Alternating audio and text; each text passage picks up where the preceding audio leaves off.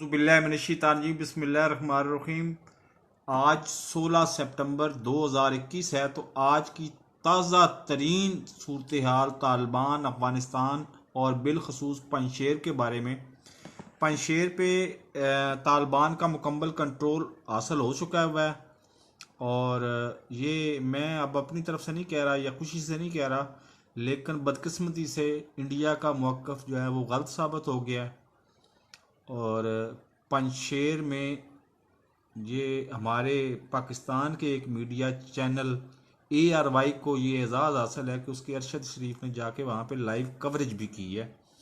जो गाड़ियों के आने जाने का वो तलाशी ले रहे हैं और लोगों की चोरी शुदा गाड़ियों को वो देख रहे हैं, और ज़ाहिर है वो उसमें से और चीज़ें भी बरामद कर रहे होंगे।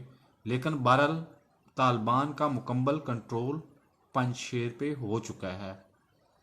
तो अगर मेरा चैनल अब तक आपने सब्सक्राइब नहीं किया तो सब्सक्राइब कर लें, साथ लगे बेल आइकन को दबा के ऑल नोटिफिकेशन को ऑन कर दें ताकि मेरी हर नई आने वाली वीडियो का नोटिफिकेशन आपको बर वक्त मिलता रहे। अल्लाह हाफिज़।